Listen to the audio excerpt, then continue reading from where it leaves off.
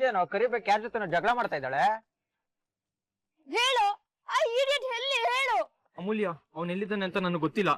3-4 ದಿನದಿಂದ ಅವ್ನು ನನಗೂ ಸಿಕ್ಕಿಲ್ಲ. ಸುಳ್ಳು ಹೇಳ್ಬೇಡ, ಕಾಲ್ ಮಾಡು ಅವನಿಗೆ. ಅವನನ್ನ ಮತ್ತೆ ನಾನು ಸುಮ್ಮನೆ ಬಿಡಲ್ಲ. ಮಾಡು.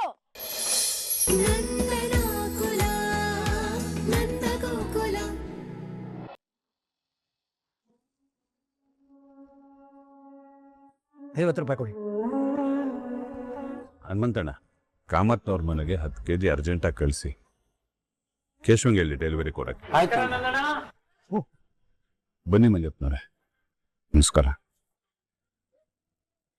ಏನ್ ಕಾಗ್ತಾಳೆಯ ನೋಡಿ. ನಾನೇ ನಿಮ್ಗೆ ಮಾಧವನ್ ವಿಚಾರವಾಗಿ ಫೋನ್ ಮಾಡೋಣ ಅಂತಿದ್ದೆ, ಅಷ್ಟೊತ್ತಿಗೆ ನೀವೇ ಬಂದ್ಬಿಟ್ರಿ. ಅಲ್ಲಿಗೆ ಸರಿ ಹೋಯ್ತು ನಂದಣ್ಣ. ನೀವು ಯಾವ ವಿಷಯವಾಗಿ ನನಗೆ ಫೋನ್ ಮಾಡಬೇಕು ಅನ್ಕೊಂಡಿದ್ರು, ನಾನು ಅದೇ ವಿಷಯವಾಗಿ ನಿಮ್ಮನ್ನು ಭೇಟಿಯಾಗಕ್ಕೆ ಬಂದಿದ್ದೀನಿ. ನಮ್ಮ ಮಾಧವನ್ಗೆ ಒಂದು ಒಳ್ಳೆ ಸಂಬಂಧ ಬಂದಿದೆ.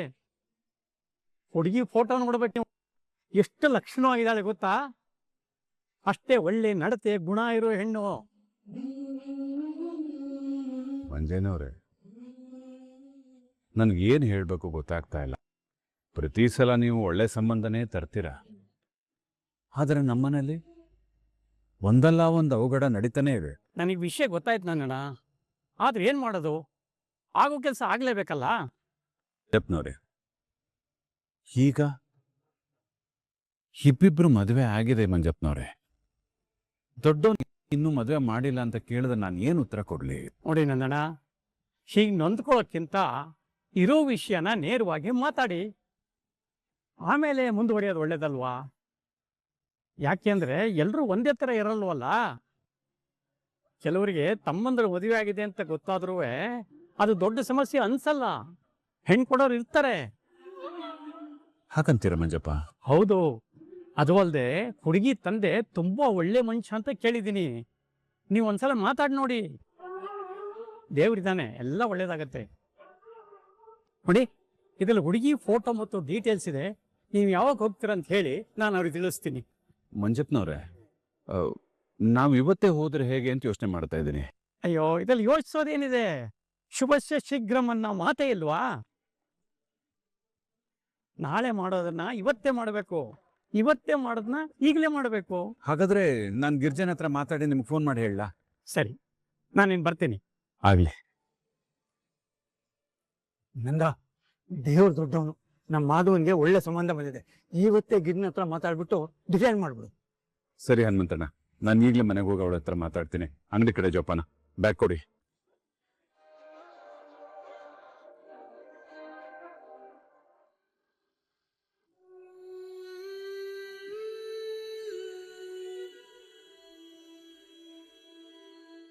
ಚಿಕ್ಕು, ಕಾಲೇಜ್ಗೆ ಹೋಗೋದು? ನಂಗೆ ಯಾಕೋ ಕಾಲೇಜ್ಗೆ ಹೋಗಕ್ಕೆ ಮನ್ಸಿಲ್ಲ. ನಿಜ ಹೇಳ್ಬೇಕು ಅಂದ್ರೆ ಏನ್ ಮಾಡಕ್ಕೂ ಮನ್ಸಿಲ್ಲ. ಮನ್ಸಿಲ್ವಂತೆ ಮನಸ್ಸು. ಲವ್ ಮಾಡಿದವ್ ನೀನು, ಹುಡುಗಿನ ಓಡಿಸ್ಕೊಂಡು ಹೋಗಿ ಮದುವೆ ಆದವ್ ನೀನು, ಈಗ ಮನ್ಸಿಲ್ಲ ಅಂದ್ರೆ ಹೆಂಗೆ? ನೋಡುವಲ್ಲಪ್ಪ, ಮುಚ್ಕೊಂಡು ಹೋಗೋಳಿಮಯ್ಯ ಕಾಲೇಜ್ಗೆ. ಮಾಮ, ಏನ್ ಮಾಡಕ್ಕೂ ಮನ್ಸಿಲ್ಲ ಅಂತ ಹೇಳ್ದೆ ತಾನೆ, ಯಾಕೆ ಹಿಂಗ್ ಫೋರ್ಸ್ ಮಾಡ್ತಾ ಇದ್ದೀರಾ? ನೋಡ ಮಧುವ, ನನ್ ಮನೇಲಿ ಇರ್ತಾನೆ. ಏನೋ ಪ್ರಾಬ್ಲಮ್ ನಿಂದು? ಅಮೂಲ್ಯನ ಮದುವೆ ಆಗಿ ಬಂದಾಗಿಂದ ನೀನಾಗಿಲ್ಲ. ಏನ್ ಪ್ರಾಬ್ಲಮ್ ಅಂತ ಹೇಳ ಮರಯ್ಯ. ಏನು ಇಲ್ಲ, ಮತ್ತೆ ಮತ್ತೆ ಅದನ್ನೇ ಕೇಳಿ ಫೋರ್ಸ್ ಮಾಡ್ಬೇಡ ಮಾಮ. ನನ್ ಕಾಲೇಜ್ ಇಲ್ಲ ಅಷ್ಟೇ. ಸಾಧಿಸ್ ತೋರ್ಸು, ಆಗ ಅಪ್ಪನ್ ಖುಷಿ ಆಗುತ್ತೆ. ಅಪ್ಪ ನಿನ್ನ ಕ್ಷಮಿಸೋದಕ್ಕಿರೋದು ಇದೊಂದೇ ದಾರಿ ಕಣೋ.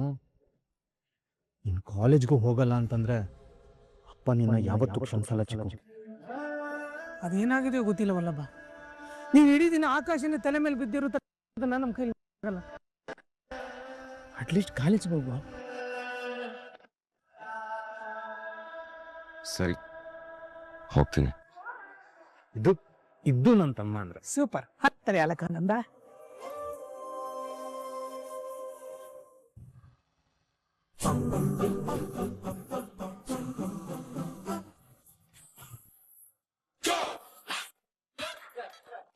ಮಾಮ, ಅಣ್ಣ, ಇದಕ್ಕೆ ನಾ ಕಾಲೇಜ್ಗೆ ಹೋಗುವಂತದ್ದು. ನೀವು ನನ್ ಬೈಕಲ್ಲಿ ಕಾಲೇಜ್ ಹೋಗ್ತೀನಿ. ಅವಳು ಬೇಕಾದ್ರೆ ಬಸ್ಸಲ್ಲ ಆಟೋದಲ್ಲಿ ಕಳಿಸಿ. ಆ ಮೂಟೆನ್ ಮಾತ್ರ ನನ್ ಬೈಕಲ್ಲಿ ಹಾಕೊಳ್ಳಲ್ಲ ನಾನು. ಯಾಕೆ ಹಿಂಗ ಆಡ್ತಾ ಇದೆಯಾ? ಇಬ್ರು ಒಂದೇ ಕಾಲೇಜ್ಗೆ ಒಂದೇ ದಾರಿಲೇ ಹೋಗೋದು. ಒಟ್ಟಿಗೆ ಹೋದ್ರೆ ಆಯ್ತಪ್ಪ. ಒಂದೇ ಖರ್ಚಲ್ಲಿ ಇಬ್ರು ಹೋಗಿ ಬರ್ಬೋದು. ಅಲ್ಲ ನನಗೊಂದು ಅರ್ಥ ಆಗ್ತಿಲ್ಲ, ನೀನು ಅವಳನ್ನ ಲವ್ ಮಾಡಿತಾನೆ ಮದುವೆ ಆಗಿದ್ದು, ಮತ್ತೆ ಯಾಕೆ ಮೊದ್ಲಿನ ತರ ಅವಳ ಕಂಡ್ರೆ ಆಗ್ತಾ? ಸುಮ್ಮನೆ ಹೊಡೋ, ಲೇಟ್ ಆಯ್ತು. ಆಗಲ್ಲ ಅಂದ್ರೆ ಆಗಲ್ಲ ಅಣ್ಣ. ಇವ್ನು ನನ್ನ ಜೊತೆ ನನ್ನ ಫ್ರೆಂಡ್ಸ್ ಎಲ್ಲರೂ ಸೇರ್ಕೊಂಡು ಉರ್ರಿಸ್ತಾರೆ. ನೀನು ಅವಳನ್ನ ಲವ್ ಮಾಡುವಾಗ ಕರ್ಕೊಂಡು ಬಲ್ಲಗ ಅವ್ರು ಏನ್ ಬೇಕಾದ್ರೂ ಹೇಳ್ಕೊಳ್ಳಿ ಬಿಡು.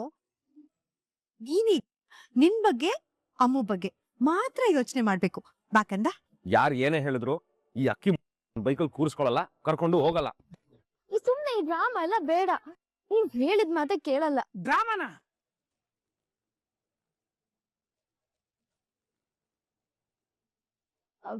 ಹಾ ಚಿಕ್ಕಪ್ಪ, ಡ್ರಾಮ ಅಂದ್ರೆ ನಾವೆಲ್ಲ ಪಾತ್ರಧಾರಿಗಳು, ಸೂತ್ರಧಾರಿ ಆ ದೇವ್ರು ಅಂತ ಹೇಳಕ್ ಬಂದ ಅಷ್ಟೇ. ನೀನ್ ಹೇಳಿದ್ದಕ್ಕೂ ಈ ಸಿಚುವೇಶನ್ಗೂ ಸಿಂಕ್ ಆಗ್ತಿಲ್ವಲ್ಲ ಮೀನಮ್ಮ? ಅಯ್ಯೋ ಚಿಕ್ಕಪ್ಪ ಒಂದ್ ನಿಮಿಷ ಇರಿ. ವಲ್ಲಭ ಬೈಲಿ. ವಲ್ಲಭ ಕೋಪ ಮಾಡ್ಕೋಬೇಡ್ವೋ. ನಿನ್ ಮನೇಲೇ ಇದ್ರೆ ನಿನ್ ಭವಿಷ್ಯನೂ ಹಾಳಾಗುತ್ತೆ.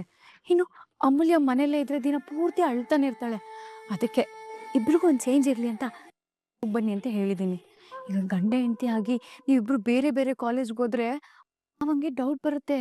ಮಾವಂಗಿರ್ಲಿ ಮನೆಯವ್ರಿಗೆಲ್ಲ ಡೌಟ್ ಬರುತ್ತೆ. ಎರಡು ಕಣ್ಣ ನಿಮ್ ಮೇಲೆ ಇಟ್ಟಿದ್ದಾರೆ. ಅದಕ್ಕೆ ಕಣು, ಪ್ಲೀಸ್ ಅವನ ಜೊತೆ ಕರ್ಕೊಂಡು ಹೋಗು ಪ್ಲೀಸ್. ಮೀನಮ್ಮ ಅಯ್ಯೋ ಏನಿಲ್ಲ ಚಿಕ್ಕಪ್ಪ, ನಾಚಿಕೆ ಆಗುತ್ತೆ.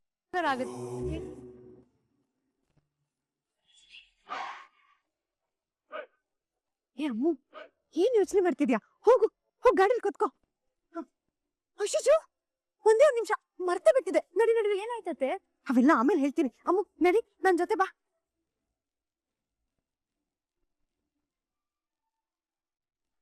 ಬೇಗ ಬಾ. ಒಂದ್ ನಿಮಿಷ. ಇದೆಲ್ಲ ಏನಕ್ ಮಾಡಕ್ ಹೋದ್ರಿ? ನಾನ್ ಕಾಲೇಜೆಲ್ಲ ಏನೋ ತಿನ್ಕೊಳ್ತಿದ್ದೆ. ಸುಮ್ನೆ ನಿಮಗ್ ತೊಂದ್ರೆ. ಏನೇ ಮಾತಾಡ್ತಾ ಇದ್ಯಾ? ಮನೆಗ್ ಬರೋದು 3 ಗಂಟೆ ಆಗತ್ತೆ. ಅಲ್ಲಿವರೆಗೂ ಹಸ್ಕೊಂಡಿರ್ತೀಯಾ?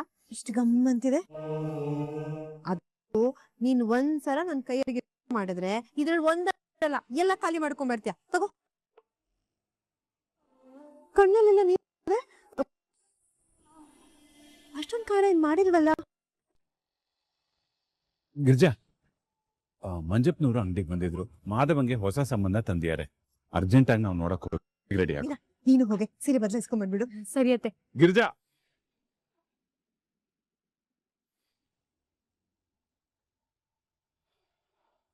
ನಾವು ಅಂದ್ರೆ ನಾವು ಮಾತ್ರ, ನಾನು ನೀನು ಇಬ್ರೆ, ಬೇರೆ ಯಾರು ಬರೋ ಅವಶ್ಯಕತೆ ಇಲ್ಲ. ಅಲ್ಲ ರೀ. ಏನಲ್ಲ ರೀ, ಹೋದ್ಸಲ ಹೋದಾಗ ಇವಳು ಯಾರು ಏನು ಅಂತೆಲ್ಲ ಕೇಳಿತಾನೆ ಸಮಸ್ಯೆ ಶುರು ಆಗಿದ್ದು. ಮತ್ತೆ ಆ ಸಮಸ್ಯೆ ಶುರು ಆಗೋದು ಬೇಡ ಈಗ.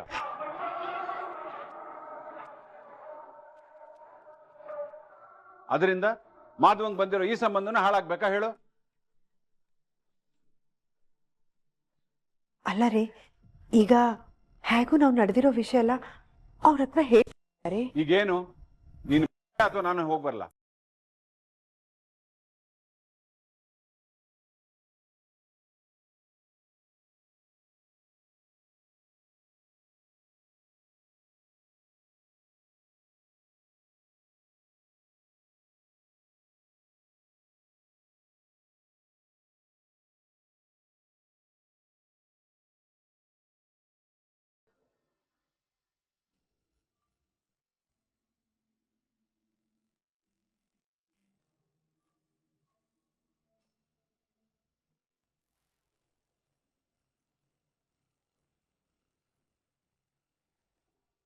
ಏಯ್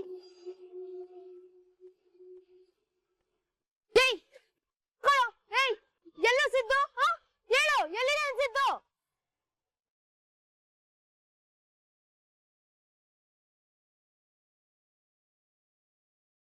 ಹೇಳು, ಎಲ್ಲಿದಾನ್ ಹೇಳು. ಮಗ ಇದೇನೋ ಕರಿಬೇಕು ಯಾರ ಜೊತೆ ಜಗಳ ಮಾಡ್ತಾ ಇದ್ದಾಳೆ? ಹೇಳು, ಆ ಇಡಿಯಟ್ ಎಲ್ಲಿ ಹೇಳು. ಅಮೂಲ್ಯ, ಅವ್ನು ಎಲ್ಲಿದ್ದಾನೆ ಅಂತ ನನಗೆ ಗೊತ್ತಿಲ್ಲ. 3-4 ದಿನದಿಂದ ಅವ್ನು ನನಗೂ ಸಿಕ್ಕಿಲ್ಲ. ಸುಳ್ಳು ಹೇಳ್ಬೇಡ. ಕಾಲ್ ಮಾಡು ಅವನಿಗೆ. ಅವನನ್ನ ಮತ್ತೆ ನಾನು ಸುಮ್ನೆ ಬಿಡಲ್ಲ. ಮಾಡು. ಕಾಲ್ ಮಾಡಿದೆ ಅಮ್ಮು, ನಂಬರ್ ಸ್ವಿಚ್ ಆಫ್ ಅಂತ ಬರ್ತಿದೆ. ಅವ್ನು ಎಲ್ಲಿದ್ದಾನೋ ಏನ್ ಮಾಡ್ತಿದ್ದಾನೋ ಅಂತ ಗೊತ್ತಿಲ್ಲ ಅಮ್ಮು. ಟ್ರಸ್ಟ್ ಮೀ ಅಮ್ಮು.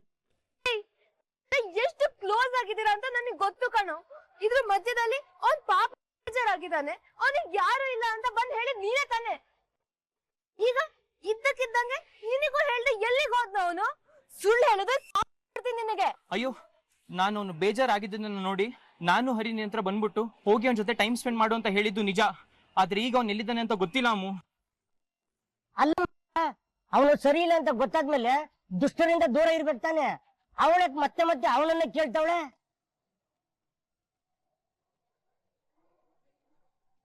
ನಂಗ್ ಗೊತ್ತು ನೀವೆಲ್ಲ ಒಂದೇ ಗ್ಯಾಂಗ್ ಅಂತ. ವಲ್ಲಭ, ಆ ಸಿದ್ದುಗೆ ಆ ಸಿದ್ದು ಮೋಸ ಮಾಡಿರೋದು ನಿನಗ್ ಗೊತ್ತು, ನನಗ್ ಗೊತ್ತು. ನೀನ್ ಹಿಂಗೆ ಕೂಗಾಡಿ ಎಗರಾಡಿದ್ರೆ ಎಲ್ರಿಗೂ ಗೊತ್ತಾಗುತ್ತೆ. ಗೊತ್ತಾದ್ರೆ ಯಾರು ಅವನನ್ನ ಬೈಕೊಳ್ಳಲ್ಲ, ನಿನ್ನ ಆಡ್ಕೊಳ್ತಾರೆ. ಅಲ್ಲ ವಲ್ಲಭ, ಬುದ್ಧಿ ಫಸ್ಟ್ ನೀನ್ ಕಲಿ. ಅವನ್ ಹೆಂಗಾದ್ರೂ ಹಾಳಾಗೋಗ್ತಾನೆ.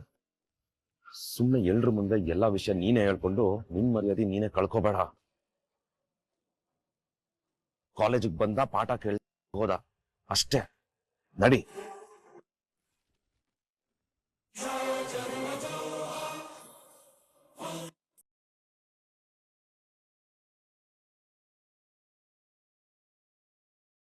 ಹೇ, ಏನೋ ಮಗ ಇದು, ಇಬ್ರು ಬಾಯಿ ತೆಗೆದ್ರೆ ಜಗಳ ಆಡ್ತಾ ಇದ್ರು, ಇವಾಗ ನೋಡಿದ್ರೆ ಕೈ ಕೈ ಹಿಡ್ಕೊಂಡು ಜೊತೆಗೆ ಹೋಗ್ತಾ ಇದಾರೆ.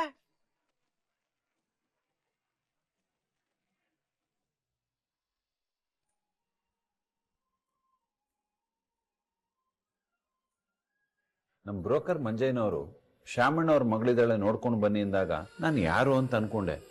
ನೀವು ಅಂತ ನಂಗೆ ಗೊತ್ತೇ ಆಗ್ಲಿಲ್ಲ. ಕಾಯಮಾಗಿ ನೀವು ನಮ್ಮ ಅಂಗಡಿಲಿ ಡೆಲಿವರಿ ತಗೋತಿರಲ್ವಾ? ಹೌದು ನಂದಣ್ಣ, ಮಂಜಯ್ಯ ನಿಮ್ಮ ಹೆಸರು ಹೇಳಿದಾಗ ಈ ಸಂಬಂಧ ಓಕೆ ಅನ್ಬಿಟ್ಟೆ ನಾನು.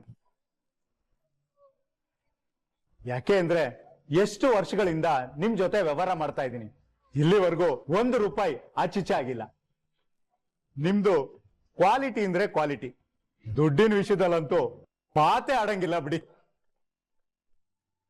ನೀವು ಪ್ರೊಫೆಷನಲ್ ಲೈಫ್ ಆಗಿದ್ದೀರಾ ಅಂದ್ರೆ ಪರ್ಸನಲ್ ಲೈಫಲ್ಲೂ ಹಾಗೇ ಇರ್ತೀರಾ ಅಂತ ಕಣ್ಣು ಮುಚ್ಕೊಂಡು ನಂಬೋದು. ಅದಕ್ಕೆ ನಾನು ಓಕೆ ಅನ್ಬಿಟ್ಟೆ.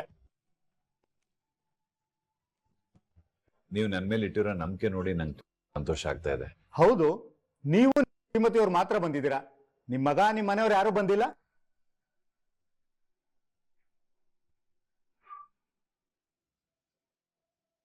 ಶಮಣ ನಿಮ್ಮ ಹತ್ರ ಒಂದ್ ಸ್ವಲ್ಪ ಬೇರೆ ವಿಷಯ ಮಾತಾಡ್ಬೇಕಾಗಿತ್ತು, ಅದಕ್ಕೆ ನಾವು ಮಾತ್ರ ಬಂದ್ವಿ. ಏನ್ ಹೇಳಿ? ನನಗೆ 3 ಜನ ಗಂಡು ಮಕ್ಕಳು, ಅದರಲ್ಲಿ ಹಿರಿಮಗ ಮಾಧವನಿಗೆ ನಾನು ಬಂದಿರೋದು. ಅವನಿಗೆ 2 ಬಂದಿದ್ದಾರೆ, ಅವರಿಬ್ರು ಪ್ರೀತಿ ಮಾಡಿ ಮದುವೆ ಆಗಿದ್ದಾರೆ. ಇದಕ್ ಮುಂಚೆನೂ ಮಾಧವಂಗೆ ಹೆಣ್ಣು ಕೇಳಕ್ ಹೋದಾಗ ತಮ್ಮಂಗ್ ಮದುವೆ ಆಗಿದೆ, ಅಣ್ಣಂಗೆ ಏನೋ ಸಮಸ್ಯೆ ಇದೆ ಅಂತ ಅನ್ಕೊಂಡು ಸಂಬಂಧ ಮುಂದುವರಿಲಿಲ್ಲ.